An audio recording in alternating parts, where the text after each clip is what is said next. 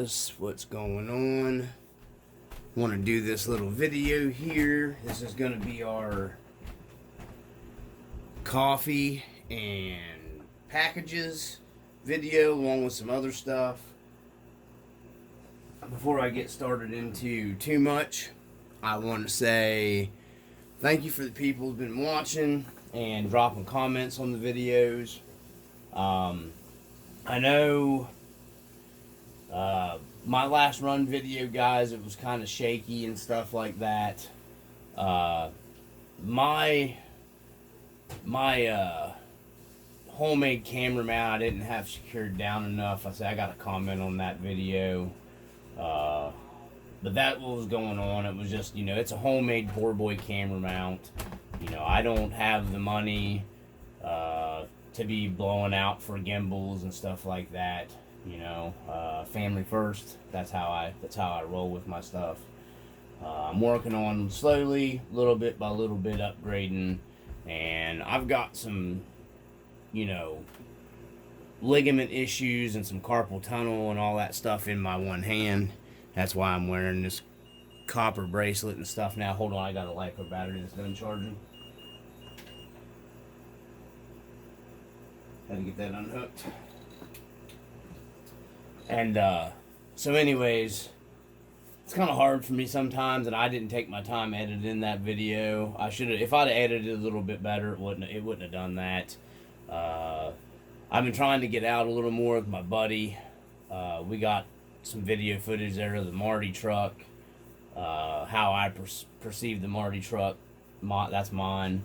I tried to set it up like the movie truck. Still working on it. Still got odds and ends to get for it, but I wanted to get some run video of it. That was the second time I've had it out on the trail. I didn't film the first one. Hold on a second, guys. Had a spider there. So let's just get into this. To get started, I had the suspension figured out on the dually.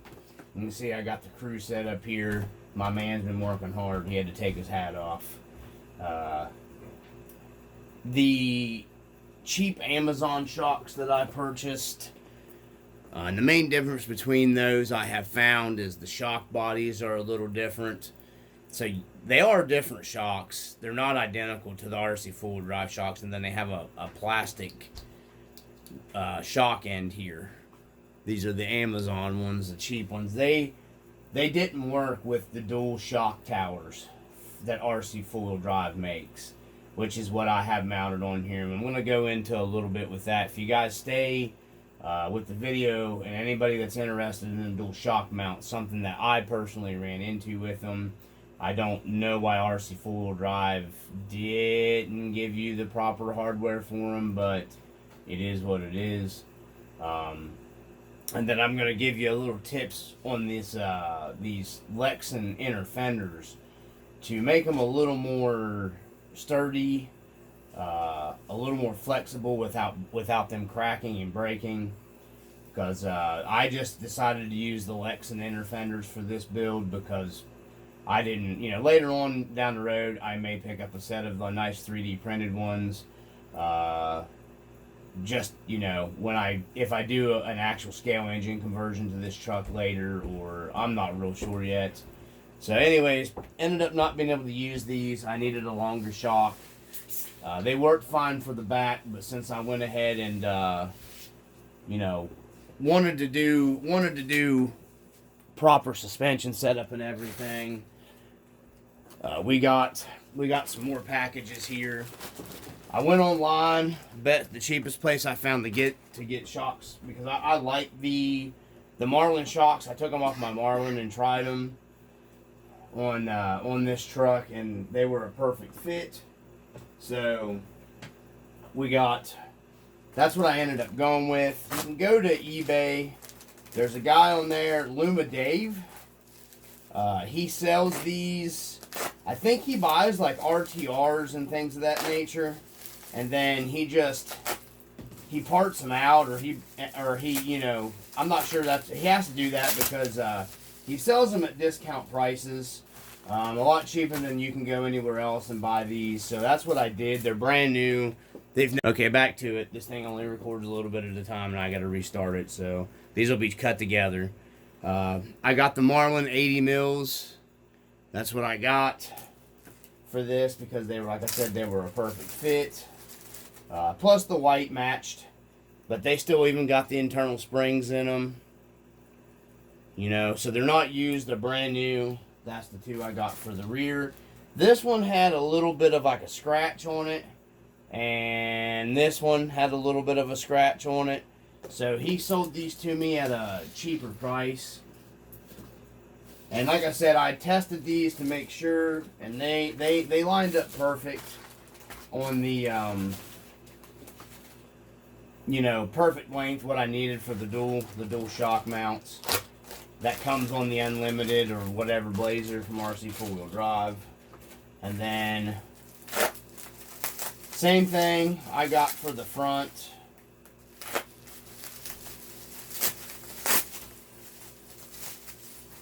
And I got all 4 of them, you know, because, you know, 2 on each side.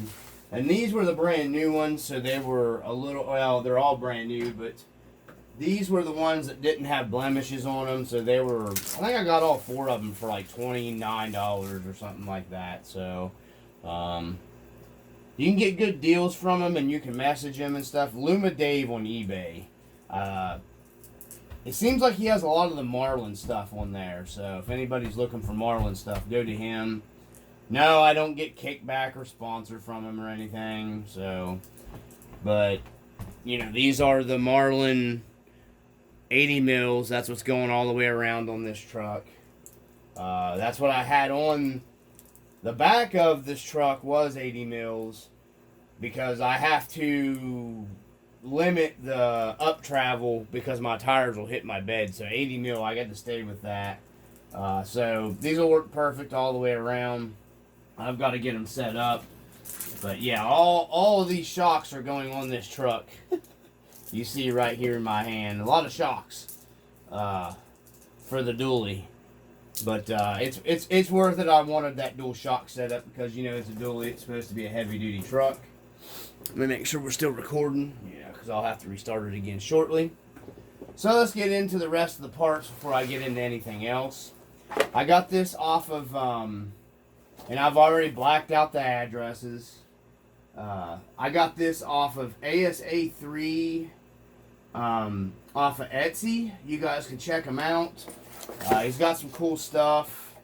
That's what this came from. This is a 3D printed. This is a bench seat. Okay? That's what this is. And I know, William, buddy, thanks for always watching, by the way. I'm doing this video because I know you've been waiting on the parts video. You said you like these. We're going to be doing some different stuff with this, but this is a proper bench seat that'd be in the pickup truck.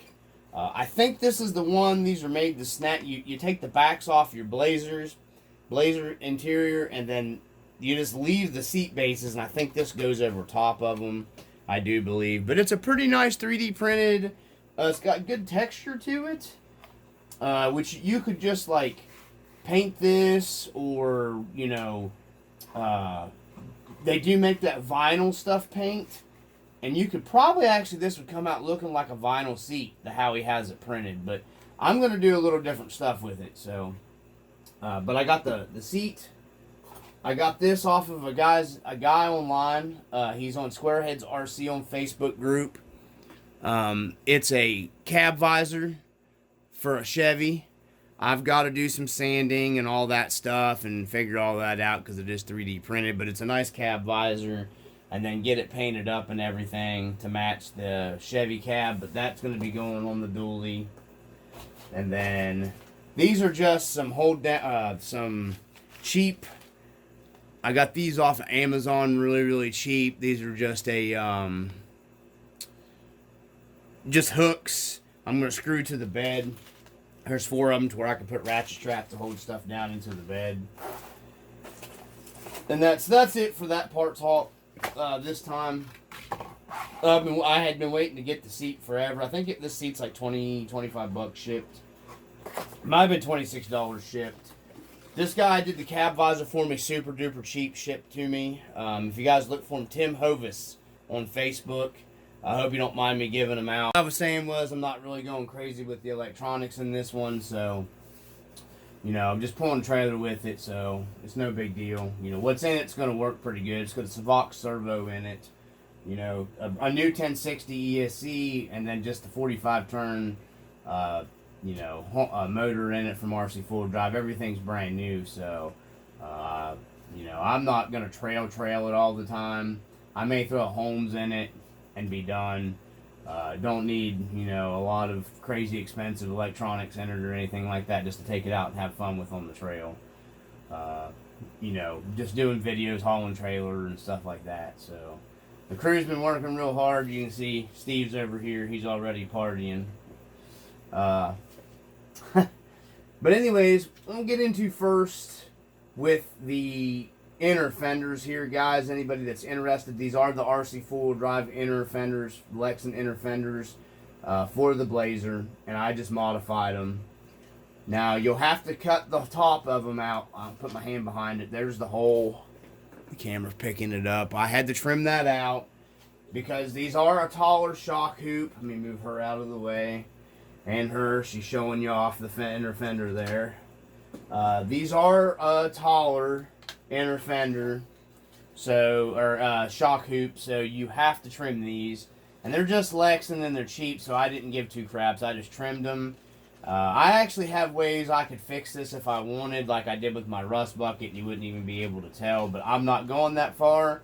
There's no real reason to have the hood open displaying anything because it's just all electronics on this truck, so you know, there's no scale motor or anything.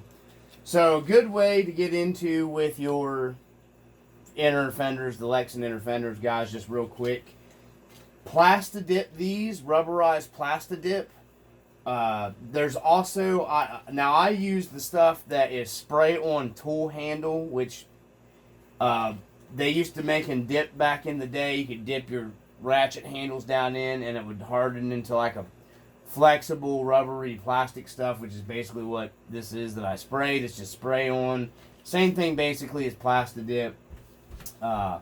And what it does is it actually will get rid of that crappy, instead of just painting the Lexan, and it'll make them a lot stronger, guys. And you don't get that crickety-crackety Lexan sound with your fenders. It's like almost like a sound deadening for the Lexan, and it helps them flex, okay? It will help them flex around. You can bend them around and everything. They don't crease that way. It adds strength to the Lexan, adds a little weight to it as well. It just makes the Lexan a lot stronger, actually, spraying. You know, I put 4 coats of this on these, on both of these fenders, it's basically Plastidip. It's the same thing I'm using. It's made by Plastidip, and I've sprayed it both, and they're both the same. But just keep that in mind if you want to use the Lexan fenders and go the cheap route. You know, this build, like I said, it's already got too much money into it, so you know, we're nearing the end of. The last thing I'm going to be doing is detailing out the interior, and that's going to be it. So that's what I do with my Lexan fenders, guys. And you can grab this and peel it off if you later on if you want to do something else with it. Doesn't hurt it, and then you can paint them, whatever you want to do. If this starts peeling, you can peel it off and you can respray it. It's a cheap option. And like I said, you can't even hardly tell they're Lexan once you get them coated with that stuff. And it adds a lot of strength to them. I've done these different ways just to test. And these hold up and they last a long time. The Lexan don't crack and break and stuff like that as much. So that's just a little thing there for you guys to be frugal and save a little bit of money with it. So now what I want to get into with the truck here. What I was saying was it's just a cheap way to be frugal and save a little bit of money if that's what you guys want to do with this, you know, with the Plastidip and the Lexan fenders, because the Lexan fenders or inner fenders are cheap. So we're going to go over this, and then this is going to be the end of the video because it's already going to be long enough. So what I ran into with the dual shock hoops and the price of these things is just crazy. Let me stop the camera and we'll get a closer in here on the shock hoop and I'll show you guys. Okay, so in here with the shock hoop, guys, I wasn't actually very happy with that when I opened the package, and I'm going to go over, let me move this chair out of the way, and here's the shocks that I'm no longer going to be able to use, so I got some spare shocks for some other stuff. So anyways, these shock hoops, they give you hardware, it comes with hardware, it does come with your spacers. I think I got them in a bag here somewhere. Here's some of the hardware it gives you. These long screws you see right here, they do not give you. They give you the spacers and they give you a long screw, but the long screw they give you will only do your bottom shock down here on your axle mount with your spacers. The one that goes through here they give you, it doesn't work. It's too short. You have to be able to pin your screw all the way through here and then lock nut it back here with your shocks. Won't work. It is not a long enough screw. So you guys are going to have to keep in mind, with mine, this is what happened anyhow. I don't know if anybody else has had this issue, but I'll show you what I mean. This is the screw that they give you in the kit. Okay? And I'm assuming they mean that it's supposed to go in here, and I'll show you what I mean. You see what I'm saying? It doesn't even come even close to coming out, exiting. Now, it works good on the bottom with your spacers on your axle. But for the price they charge for that dual shock mount, they're very proud of it. They could at least give you the right... I mean, I have a huge selection of screws, guys. This is the length of the one that you need for the dual shocks for proper. And that way your lock nut goes here on the end. This is the one that you need to properly mount them. I have them because I've got a huge selection of everything here, because I've bought screw kits, so many screw kits over the years just to have. So that's just something you're going to have to keep in mind if you get these dual shock mounts. Mine didn't come with all the proper hardware to mount them, but that's mine. Sorry the camera is moving around. I have my elbow on the table. But yeah, you guys need to keep that in mind if that's one thing you're going to be doing with the dual shock mounts. And that they are designed to work with at least an 80mm shock. Which, I mean, I kind of knew that because that's what comes on the Limited Blazer. I just was hoping these shocks were supposed to be 80s. And they ended up being more like 75s instead of 70s. So, but that's what you get for buying those off-brand stuff and everything. So, that's another thing you need to keep in mind if you buy some of these off-brand shocks. You might want to, if you're going to need an 80, you might want to order a 90, because that 80 is going to be closer to that 90 than what the actual, your 80 is probably going to be like, I don't know how they do their measurements. It's different than how RC Full Drive does their measurements, though, for sure. Which is no big deal because I can use these on other builds. So, but anyways, and I'll stick with getting just the RC Full Drive shocks from now on. When I need proper length, because I know their stuff's going to be measured, the correct way that I need. The Lexan inner fenders do line up, guys, perfectly fine, hole-wise. You get to bolt your inner fender down exactly, hole for hole. You got your back holes and your front holes here. They will go on just fine. Of course, you don't have your fender or your inner shock hoop screw to mount the middle of it. It's no big deal. You have three screws holding a Lexan inner fender, so it's not going to go anywhere. I usually take these and I put washers on them here as well, just to add to the strength of them. Like I said, you will have to cut the Lexan inner fender out for this top piece if you're going to run those. If you're running your stock shock hoops, you have to trim them for the Marlin hoops, the Glendale, however you say it. You have to trim for those as well. So that's what we got. I just wanted to share that with you guys. Be prepared if you get those.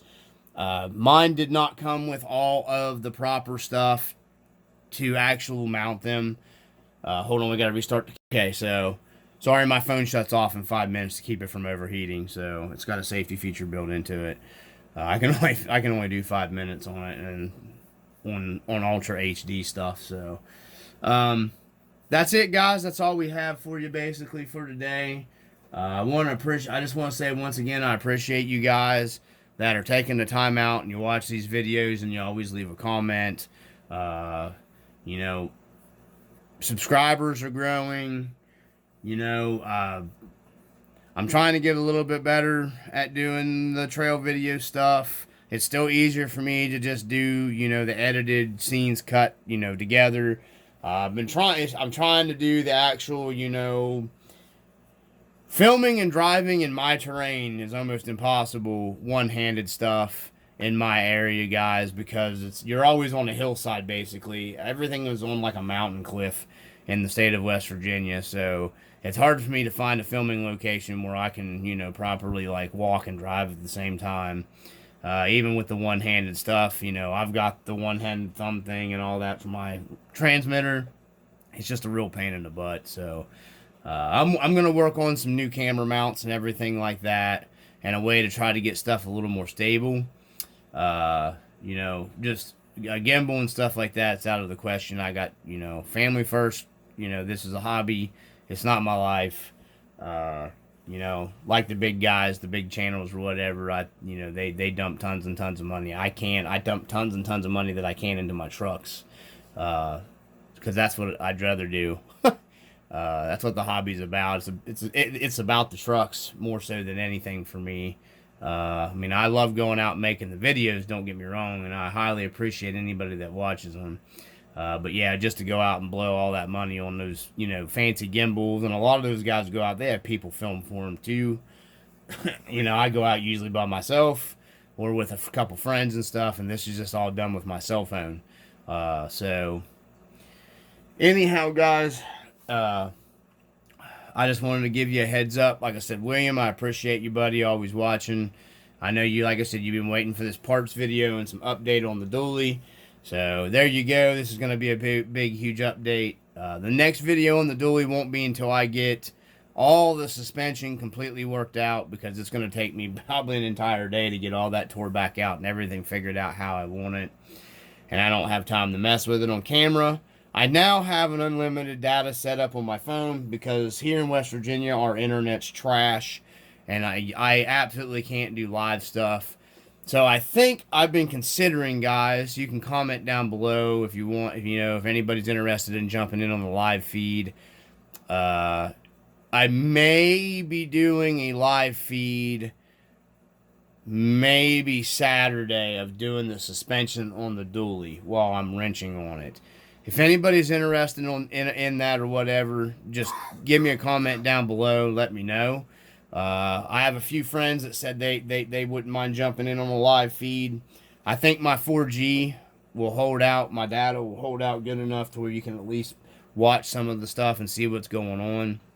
So, anyways, guys, let me know down below if you're interested in that. I left that for the end of the video on purpose. That way, see how many people I get comment on it and are interested. You know, some of my the other subscribers that have some channels and stuff like that, it'd be nice to have you guys jump in. You guys can, you know, get on Facebook. I have a Facebook group, you know, the RC Dungeon on Facebook.